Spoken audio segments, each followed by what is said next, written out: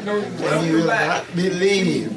Well, Carol wanted me to talk about spiritual assessment before we start the next segment, but just a little piece of this.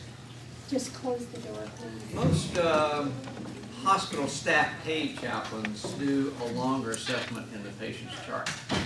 Volunteer chaplains around the country say very, very little on their page. Let's say that you've gone to the switchboard or wherever you get your census and you've got a list of patients for that day. You've got, 200 patients in the hospital. Once you see that patient, you can simply just put a note. I saw this one, check, saw that one, I saw that one, and one or two words out by that name, prayed, communion, family talk, whatever, and that's simple enough. Because what Joint Commission wants to know that we met with the patient. Not so much all you did. Most chaplains get in the problem of talk. They're right. So if you take 10 minutes and write about one patient, you've just wasted 8 minutes that you could have seen another patient. So err on the side of seeing more patients, writing less. Because you can write the wrong thing, and if the chart sees that, here's about it, that could be a medical determination. I made that mistake too many times of written a medical diagnosis in a spiritual assessment, such as the patient told me they were depressed, and after we prayed about spiritual things, she said she wasn't depressed anymore. And the doctor says, "Oh, Larry, I haven't been treating her for depression." Uh-oh. So if she had a depression problem and went and killed herself the next day, and the doctor didn't treat her for depression, they would be in court. Why didn't you medicate her? Well, the chaplain said she was depressed. Oh, I don't even know what he meant by that. He's not even psychologically trained. Now, I am a counselor therapist by trade. But that doesn't mean I'm not counselor therapist at the hospital. It says chaplain. Okay? So I have to be aware that maybe I know suicidal ideation and homicidal ideation and depression. Maybe I know it, but I'm not here doing that job. I've had some volunteer nurses that are volunteer chaplain that used to be nurses, and they start thinking medical and go, "Stop it, stop it, stop it." You're a chaplain. One of my chaplains at my hospital, there for years, has a PhD in biochemistry. He is the one that invented and holds the patent to the glue that glues into pig valve. Brilliant man. Now he's a volunteer chaplain, and he's sitting in patient's room going, "Oh, no, this is right about medical." And I go, "Nick, stop. What does that say, chaplain? Doesn't say PhD in biochemistry. I know you know more than the doctors know." Your job is to do spiritual assessments. Okay?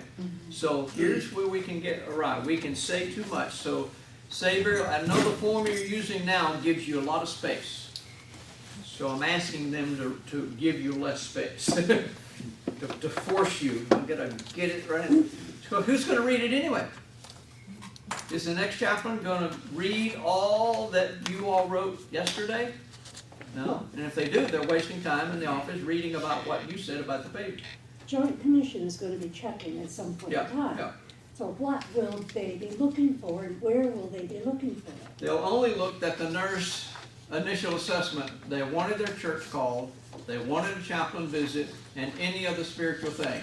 And all that you have to do, yes, we called the church. Yes, we did the spiritual visit.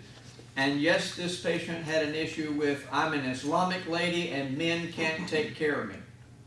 I'm a Jewish and I need a kosher meal. And all we're doing is, we did it. Good. So we didn't, we didn't write all about how we did it, we just did it. Yes. We called the church. The chaplain came and visited. Done. We got them a kosher meal. Done. Not everything they ate in the kosher meal. Okay? So all they're looking at, did you assess their spiritual need? Yes, they had some spiritual cultural questions. And yes, we did it. We fixed it. We solved it. Or we called someone in, a spiritual advisor, who did it. That's all they care about. Thank you. It's a whole lot different for the nurse going, the doctor ordered pain medications He ordered it at this time, I gave it at this time, and I gave this dose, I gave this type of medication, and then I checked in them again, you know. We're not into that. So, be brief. Thank you. So probably we need to redo that form to make you brief. Or else you're just gonna sit there and think, well, I need to fill in. I need to fill in. No. Even staff chaplains don't. I mean, I know there's staff chaplains that do waste a lot of time. And oh, come on, guys, come on. Who's gonna read it? Now, here's helpful that I came here on Monday, and I'm the volunteer chaplain. I visit these patients, and I put this in a place where it's stored. And then I come back on Thursday to visit my church people, and I want to go see how Bob, that patient's doing. And I go, oh yeah, that he's in this room, and that's his name, and I go visit him again. And that's all I need to do. What was Bob's last name? What room is he in now? Or I can't even remember the Bob, the guy with the total hip. What was his name? Oh, there it is. Okay. That's about the only usefulness for you for the medical chart. So keep it simple. Don't waste time with it. Move along. This segment here is called Code Blue Ministry. So all of you are badge-wearing volunteer chaplains, or soon will be. So we're going to put you in the situation of you being a volunteer chaplain and you're answering the code blue. Maybe you're outside the hospital getting called in, or you're inside the hospital and you hear code blue, room 1220, and you go there. So if you're on campus and you hear something, you go and respond. The difference of this is in the code blue, you will not be at the bedside ministering to the patient. You will minister to the family if they're there. And as the dust settles, you will minister to the staff later. But you will not be by the bedside. The only time you'll be by the bedside in a code situation is maybe an ER, and the other word we use for that is ED, emergency room, emergency department. So if they say go to the ED, oh, where's that? Emergency department's a new term. Do they use that here? Yeah. They call it ED? They may start, so in case they start, ED. So the only time that you're, as a pastor or as a chaplain, are going to be by the bedside during a code is maybe an ER, ED dying, and they know they're not going to be successful. So pastor come in here and pray, or chaplain come in here and pray. And then they may be doing the last few in your presence, or the last few shock in your presence. Because they're going, it's not looking good, come on here, pray prayer, come on please. Otherwise, you're not going to be in the room. So that when you're seeing the resuscitation at the room, and you're out in the hallway giving them space, I mean, you're back to the wall. You're making room, so you're watching it, because you may have never seen live, non-TV life support before. And it's a lot more violent than what you see on TV. And that's why the nurses say, well, if I have to resuscitate your grandma, I'm going to have to break some ribs. You go, she is so crass. Why she gets sick? Because it's true. Because if I do this, her fragile ribs are going to, and it could puncture her lung. And you're going, well, that's a mean nurse. No, she's an honest nurse. Could say it a different way. Okay? There's no right and wrong way. But it's true. It's violent. Because we did this and nothing happened. We do it again harder. We do it again. And we do it again. And we do it again. And after 30, 45 minutes to 60 minutes, we finally stop. But we've done some damage to this body. And yet we got them back. But now we have broken ribs and broken sternum. But they're here. Okay? And now they're in a whole bunch of pain tomorrow. Okay? So this is the reality of it could be violent. So I know you would like to see it once, so step back, watch it, and be careful of your response. Let's say the family members are down the hallway because they put them out of the room, and you don't know they're down the hallway, and you're standing there going, and then they go, oh, the family's down there, go greet them. They go, oh, you were the one going with the hospital badge. If it was driving you nuts, you scared the pants off. You know? Think. Be aware what's going on. So I'm not saying you shouldn't stop and pause and look. Be aware who's looking at you. Okay? Because that may just totally traumatize him. There's a hospital employee that thinks this is the worst he's ever seen. Right? They don't have any other way to judge what they're seeing you do. So cardiopulmonary resuscitation, what we call a code blue, you'll hear that overhead. Do you have rapid responses? Do you hear that? So in the hospitals now, they're kind of separating code blue from rapid response. Code blue is, we know pretty much the heart or lung stop. We just know. Rapid response is, we don't know what's, in fact, they're just acting weird or sickly, and team, help. Here it's called RRT. Okay. Rapid response team. Team. Okay. I'm trying to treatment team. Okay. And then, do you have a stroke alert? No. Okay. Some hospitals have that, where usually it's the same team that come, but we're pretty much seeing this patient as possible a stroke patient. Every hospital employee, I don't care if you work in the business office, you have to take a class on stroke, that we can identify stroke. Now, we know how to fix stroke.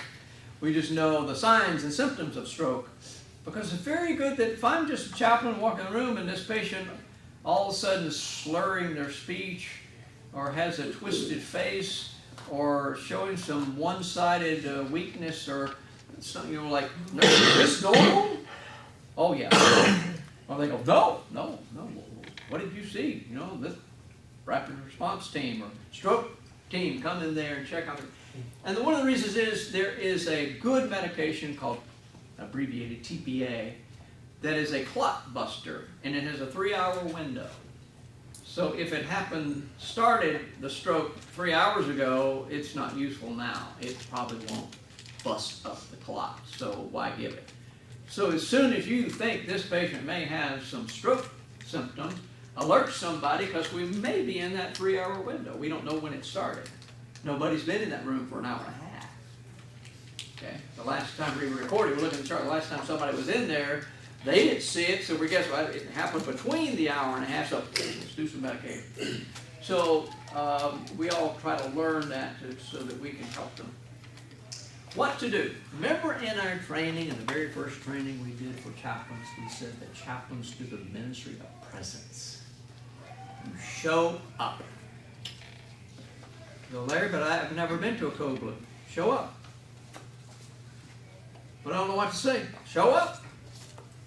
I don't know what not to say yet. Show up. And they will see you in Walmart 3 months later and go, you were there. But I had no clue what I was doing. You were there. I can name a whole bunch of people that wasn't there, but you were there. And they will give you a big bear hug. Thank you for coming. And you'll go, what did I do? All I did was sit there and hold their hand. Prayed that meek little prayer. I didn't even know what I was saying. Can't even remember what words I used. You were there. I love this job. I don't have to be smart to do this job. All I have to do is show up. I don't know why I got a PhD for this. You just show up. Don't act smart. As my kindergarten teacher told me, don't you get smart with me. And I never did. So I can walk in the room and just be. Right? Just be. I don't have to be smart. In fact, if you try to be, you'll ruin it. If you become theological, I'm not saying that those good theological things that you could have said is not good for tomorrow or next week or at the funeral or next month or next year at their anniversary or at the birthday party. Okay? They're fine then. Not today. Zip your lip. I know you got a good scripture. Stop. I know you got a great thing you just read in the Daily Bread today. Stop. I know you have a reason to protect God because they think God's bad. Stop. Don't tell them the right theology yet. Just let them be. God's shoulders are broad and big enough to handle it. He can handle the anger. He can handle the curse words. He can handle it's all God's fault. Don't correct them yet. Sit and hold their hand and give them a hug and get them a cup of water and offer them your cell phone and call in their pastor and call in their friend and sit. What we normally do is, the chaplain is there, and if there's two of us there, fine. One of them takes the family into the ICU waiting room, even the office, to get them away from that. And Yeah. then somebody, Yeah. one of the team will come in and talk with the family or Good. whatever. So, Good. You're blessed by so many chaplains. yes, we are. Do that kind of tag team. Some hospitals can't. So, let's put you in this scenario. Let's say you're at home and you're the chaplain of the day, and we've got your cell number, and we call you to come in. Okay? If you're already in the building, you can kind of hear it. When they call you on your cell number, you're already in the building. Well, let's just say you're not here. You've made yourself available. Now, some chaplains go, but Larry, my wife and I, we have one car, and she's at work, and I can't come in. Well, you can't come in, okay? But there may be times when you have access to a vehicle where you can get here and your cell phone, and we call you. Now, here it may happen something like this. Alice, the RN, calls you and says, there's a code blue in progress for Mr. Jones in room 301, his wife and children in the waiting room. Thank you, Chaplain Larry, for coming in. Bye. And you go, wait, Alice. I need to know, is he Jewish, or is he Catholic, or is he Christian, or how many family members, or what medication he was on, or what is he dying of, or do the nurses know this was happening? Don't ask Alice. Why? Alice doesn't have a clue. Where is Mr. Jones's nurse? With him. At the bedside. Who knows the most about Mr. Jones? Is she going to leave Mr. Jones to go call you? No. Well, who is Alice? Somebody that was down the hallway, they go, Alice! We need a chaplain. Now, how did this come about?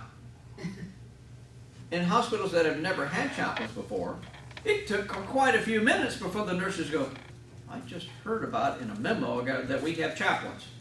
Another nurse goes, we do? But you've had chaplains. So your nurses are accustomed to your services. So they'll think of this quicker than other hospitals that are new to this. They'll go, chaplain. And what does the nurse go? I don't know if the patient needs a chaplain, but I need a chaplain here. Yeah. And when I see that chaplain coming on that bed, I go, oh, thank you, Lord. They can sit with the family, because as a nurse, I don't have the time to.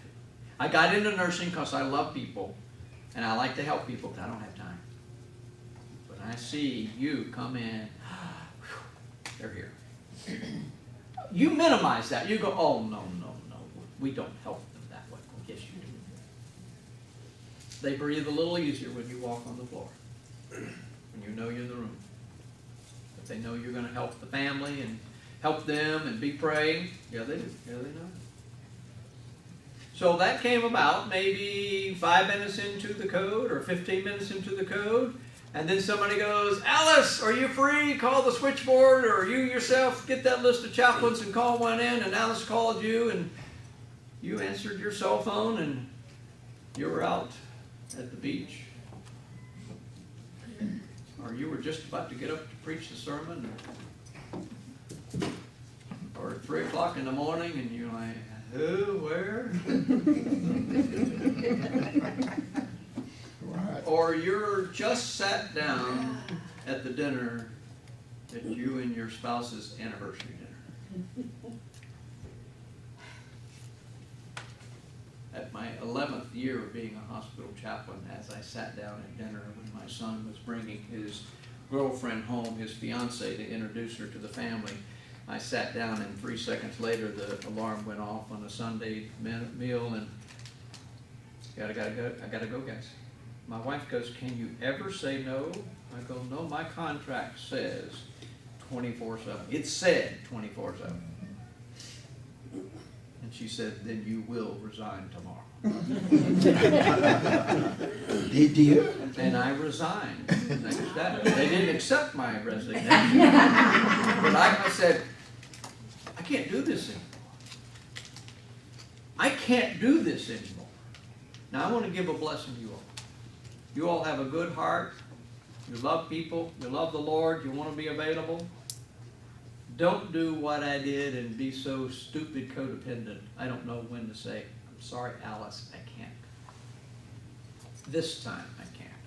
Now, I had 16 volunteer chaplain, but, you know, Larry doesn't want to call them in. He doesn't delegate well, and, you know, it's my responsibility. I get paid for this, and, you know, don't do what I did. Learn to be honest when you're busy. You are volunteers. You aren't being paid. And when they need to go to the next person on the list. But there are times when that's all the information you know. You can't ask Alice anything yet. Just stop right there and wait till you get to the hospital and ask some questions. So this is all you know. No more, no less. You don't know his first name. You don't know how old he is. You don't know if they were expecting this. You don't know his religion. And let me say this about your religious census. You love getting that religious census so you can go down and go, United Methodist, I know all about them. No, you don't. Baptist, I know all about them. No, you don't. Catholic, now I know. No, you don't. In fact, I don't even like to look at it. I wish it wasn't even on there. I don't believe it. Because they're half-breeds, Catholic Baptist, Pentecostal United Methodist. Okay? There are, and who put that there? The patient was a little loopy over there in the ER, and the wife put down Catholic because she is and wants the priest to come for him because he doesn't go to church. And so the priest walks in and he goes, then why are you here? You're on the Catholic list. Well, I'm not Catholic. I'm on the Catholic list. And you're getting my blessing. No, I'm not. Get out of here. Okay? So you don't know how that got there. So don't assume. Just almost ignore it, going with your normal assessment. Hi, how are you doing today? Just coming in to see how things are going. And just wonder if I can help you in some way. Are you connected with a church that I could call your pastor for you? Yes or no? See, I use that. I use the information. I say, it says here you're Catholic. Yeah. Which parish do you attend? Yeah. And, oh, I'm not Catholic. Right. But that's okay. You just Yeah. proceed on. Yeah. For me, it initiates the conversation. Mm-hmm. Or I see here you have no church home listed. Do you Yeah. have a church home anywhere? Mm-hmm. You can use it just as a starting point. Like you don't assume. Yeah. And you know, that spiritual census you gave us there about what the admitting clerk will do, that's basically what they're doing. What denomination are you? Most admitting clerks won't ask that question anymore because one person once upon a time goes, why does that matter? Yep. Mm-hmm. And then they never ask it again. That's why there's so many blanks. In our present information system, they have to fill in the address, they have to fill in the Social Security, they have to fill in the date of birth. They don't have to fill in the religion, so they can skip it. So if they do, they don't ask it. Well, they must be, because in this hospital, they must be, because our patient listing, Oh, they all filled every something. day, almost. Somebody must have gave them a teaching. Hooray, hooray. Because most of our hospitals, half of them are blank. We don't know what denomination they are. But then again, who answered and how did they answer? Yeah. So just go in, you know, kind of a blank slate with your assessment. Anyway, this is all you know about this code. You get dressed, you come in the hospital, and all you know is the right hospital, room 301, Mr. Jones. Family's here. Okay, make my way here. On the way, what do? What do spiritual people do? Pray. We pray. We're good at that. Now, who do you pray for? Patient? Who else? God give us. Give us. Family? Staff. I mean, ER doctors do this every day, do they not? But is each new case a trauma? Or maybe this is a brand new nurse. I just got out of school. I'm an ER nurse today, or I'm a floor nurse today, and I've never done it. Just like you said, well, I've never done one either, okay? It's gotta be a first day, gotta be a first time. So we pray for ourselves, we pray for the patient, we pray for the family, we pray for the staff. On the way, we've got a lot of stuff to pray about. But preparedness, what to do. And every situation is different. You know, if this person has been born and bred in this county 3 generations worth, and everybody's got a cell phone, everybody leaves work and shows up to see Grandpa, and you got 40 people in the room, or they're snowbirds, she and he are only here together, and he's sickly and she's the only one here, or she died and he's the patient now and he's alone, or they have one best buddy in town somewhere, can't get a hold of them, we don't even know who they are, their name is not even on the medical record as the emergency list. So sometimes we have a room full and sometimes we have one, and you never know what you're going to get into. All you do is, you know, put your badge on, get going. So here's some what ifs. What if you can't come in, and that can happen, that you're busy in the middle of something? Sorry, Alice, I can't. Can you go down to the person on the next list, call them in, see if they can? I just can't. Or what if you're not dressed? What if you're at the beach?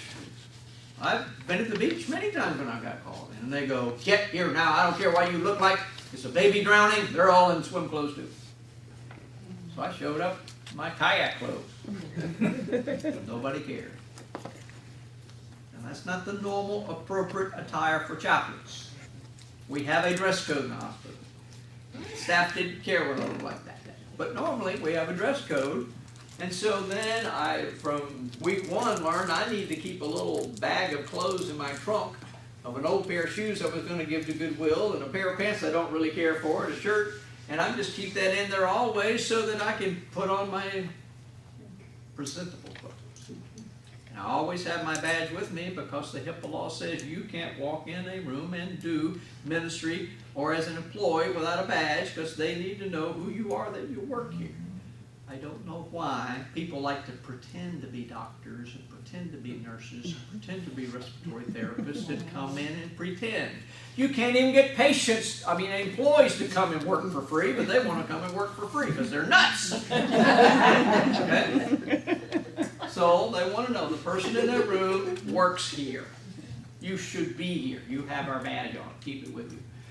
Then what if you're sick? If you have something communicable, a cold, diarrhea, a bad infected wound, ever, on a regular day, or if you want to come and do office work or something, but don't go visit patients, if you're communicable.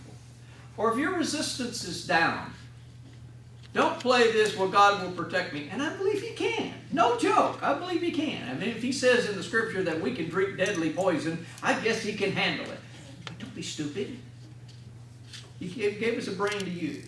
So there's a time when we're like, no, I think it's not. I had one volunteer chaplain that was a liver recipient. And when I found out, I go, oh, buddy, you've been doing such great work. You shouldn't be doing this. You're on, medication now to keep your body system regulated and not catch stuff. No, I don't think that's wise. We don't want them in the office either. Yeah, Because, they give you something. right. Yeah. And I And go then we see all the share it patients.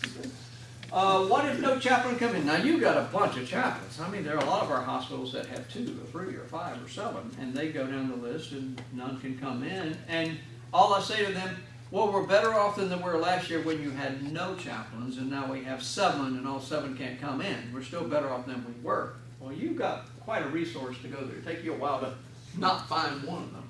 Of course, Carol's going to drag herself out of bed, get here anyway. Well, be careful with that. Yes, I am.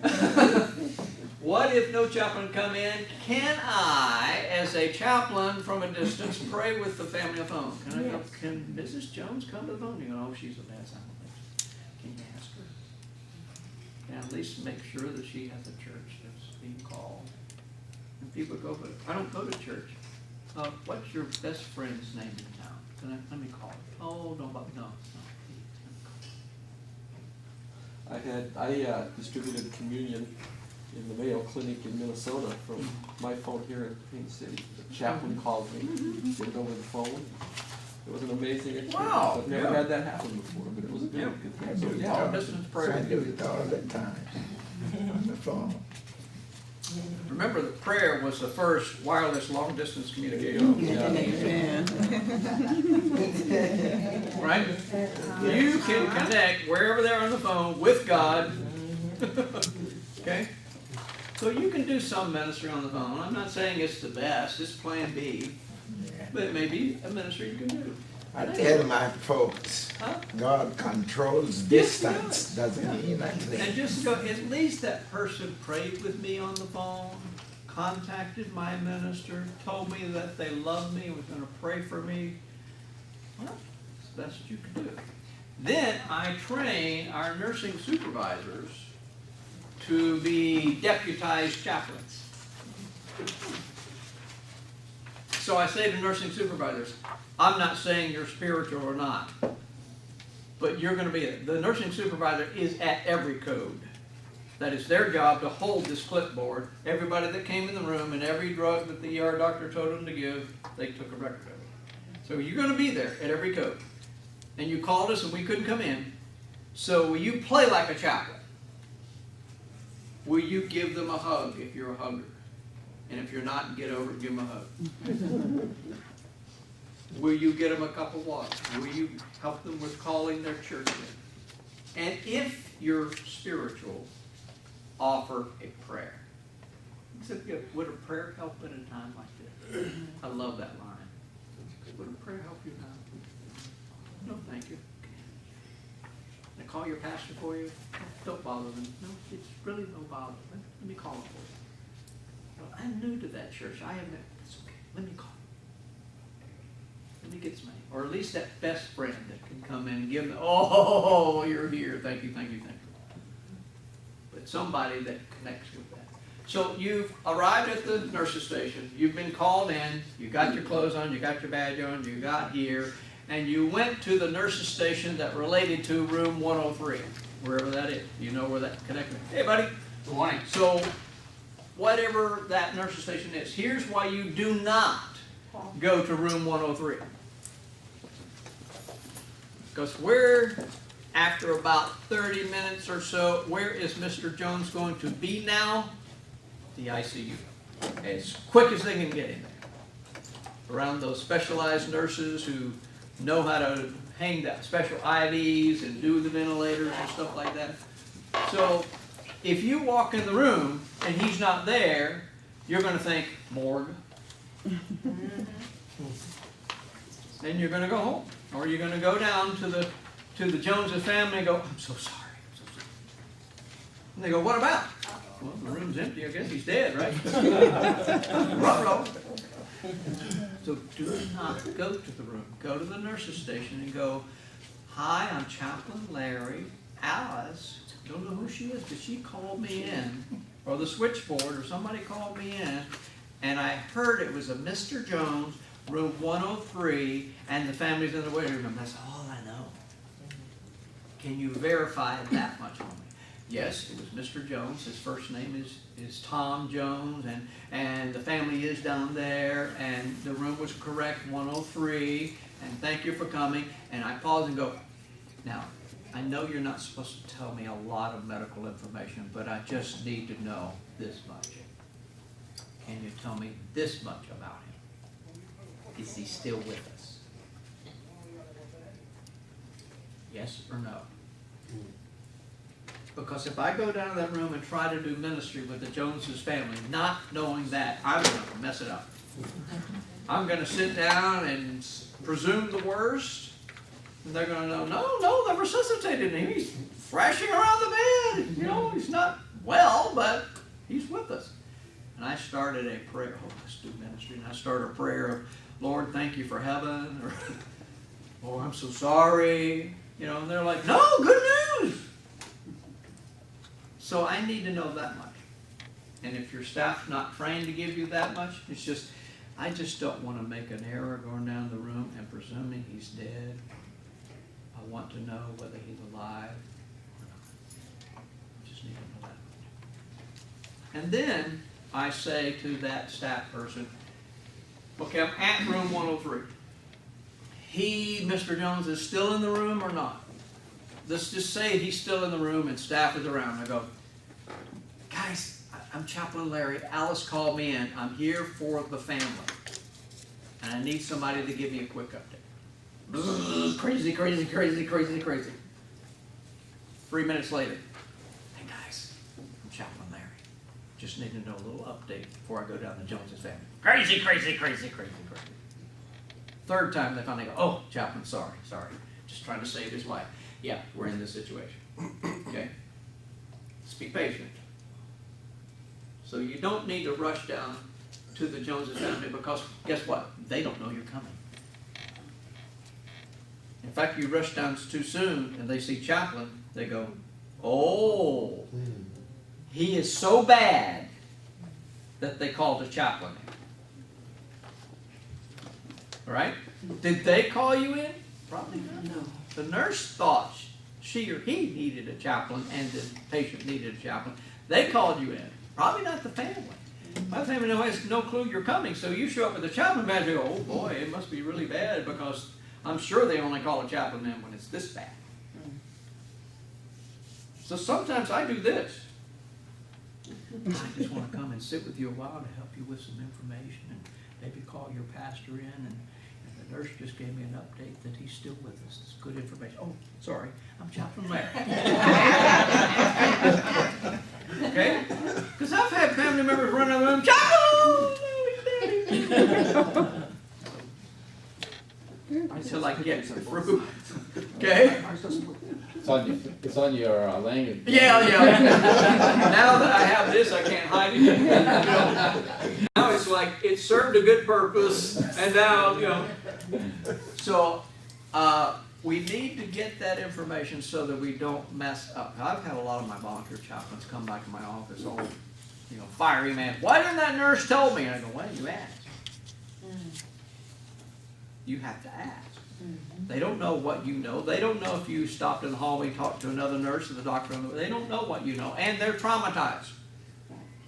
Ask, so that I can go do good. Now, maybe this family, the Joneses family, is the most spiritual people in the county. They pray. But what do they want to know right now? They're not ready for your prayer. They want to know, how is Daddy doing? And so you come in with your, you know, your 40-pound Bible and you got your prayer all ready to go. And they go, yeah, we're spiritual, but is he with us? So that's why I get a nurse or the ER doctor or somebody to go down there with me. And I want you to give a latest update. I know you were just there 10 minutes ago, but give a latest update and introduce me that you called me in to be with the family. I coached them on those words. Be with, not to pray with the family. We don't want prayer. Out. Not to do counseling. We don't want counseling. Out. Just to be with the family. And then they introduce me and I can sit down with them and then see if their church has been called and do ministry politely, not taking the place of their pastor. I am a campus spiritual care person. When the patient has a nurse, and the nurse is hired by this hospital to take care of this patient, and then a family member comes in who is a nurse, does the family member say, nurse, get out, I'm in charge now, I will do Dad's IV? No, it's just the opposite. You stop right there. I'm the nurse.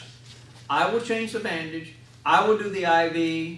You can do your assessment, you ask your question, but I'm the nurse. Now, are you the campus pastor that goes, pastor, get out, I'm the campus pastor? No. It's reversed. It's different than the nurse. I know they have their policing way, and they should. But I simply say, I'm here as a spiritual care person here for you, a chaplain here to minister to you, but you have a pastor, and as soon as your pastor walks in the door, I go, hey, brother, I'm so glad you're here. I don't leave the room. I read the room. Have you ever read a room and you know you're not welcome? Then leave. Duh. Have you ever read a room where they didn't want you to go, but you had to go? Then politely say you need to go. Have you ever been in a room where you didn't know? Yeah. And you kind of do ministry and you can, I'll check with you guys in a bit, and you come back and the room, every person in that room makes a mood, don't they? One person walks in and it was a spiritual mood, and all of a sudden, it wasn't a spiritual mood, and this person walked in and it is, okay? You read the room, and you don't run according to our personality. We can run away from this or run toward it. In fact, I'm doing my first seminar this week in Lancaster, Pennsylvania, called Ministry Personalities. I've done this. That's what my PhD is in personality counseling. And I've done this talk and teaching millions of, but I've never done it for chaplains. It's kind of like knowing who I am, my personality, and I walk in the room and they're a different personality, or the staff is. How do we do ministry? So that that mixture in the room, I'm here in this room today and there's all kind of personality, and I'm reading your personality, okay? And I'm trying to know how I, with my personality, can do ministry with yours, if we can cohabitate together with that in that mixture. But I have to know my personality boundaries when my personality is bothering you. And yours is bothering me, but get over it, Larry. Okay? I've never been in such a ministry where I had to grow up so much. Where growing old is inevitable, but growing up is optional. Where I've had to say, Larry, get over it. Grow up. Get over it, man. In other words, die to self. Quit thinking about yourself all the time, Larry. Stop it. Because that used to be all I thought about. What that nurse thinks about me, and that family member, and that pastor comes in and thinks about me. Who cares? When you're dead, a dead person doesn't care what the other person thinks. They don't care. And it's not, I don't care what, I don't care, not callous. It's just that you can't hurt me anymore. You can't say anything that hurts my feelings. I'm dead. I have taken up my cross and I'm dying daily, and you can't do anything that hurts me. Because you know where I get my validation? Thank you, Jesus. He thinks I'm cool. He thinks I'm okay. He likes me. Even when I mess up big time, he loves me. Isn't that amazing? Yeah. So when you come in and you have a little tiff with me, it's like, I'm trying to be a good guy, and we'll work it through and just move on, okay? Well, this is in that tense moment. There are some fighting going on, some warring, I should have helped Dad, I should have stopped him from smoking, and I should have preached to him one more time, and all these emotions, and you're walking into that hornet's nest. And then you're bringing in your baggage. Well, I'm feeling insecure today. My wife and I, we had this little thing, and my body is kind of hurting. And can I tell you about my bad day? Wow. You got to get mature above that. Okay? You got to rise above that. That it's not about you. It's about them. They have the limelight. It's all about me caring for them. So I'm walking into this not knowing what's going on yet. Few questions still, what's Mr. Jones's first name? What religion is he? Is he still in room 301? What's the condition? Then I go down and talk with the family, and that may be one, a spouse, it could be 40. And it could be, all I really get to do is crowd control. You all sit here, and you all stand here, and we'll invite you in later. And the main decision makers, can I have you right here, please? Of course, Aunt Millie wants to be the main decision maker. And so I say to the spouse, who do you want in there? Okay? To those that are making decisions. So then we gather those together and we do whatever ministry. I just do, or just be. I am a ADHD task-oriented, hyperactive, gotta do. Didn't God know this ahead of time before He called me to chaplaincy? Did He know what I could become? Does He look down on me and go, I know the way you're messed up, Larry. I know your quirks, but I know what I can make in you if you let me. So go sign up to be a chaplain and let me mold you. So I walk into the room and I'm trying to do ministry there, and it may be just like there's 9 people in the room, there's 8 chairs.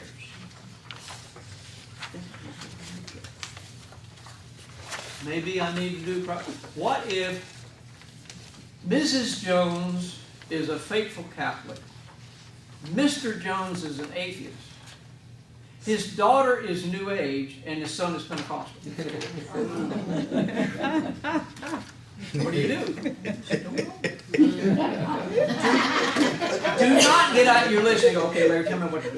There is no checklist. Draw straws. But you may go to Mrs. Jones, how can I help you? And to the daughter, how can I help you? And she goes, you know, I just, as a New Age, I just need nature. I just need to get out of here. Okay.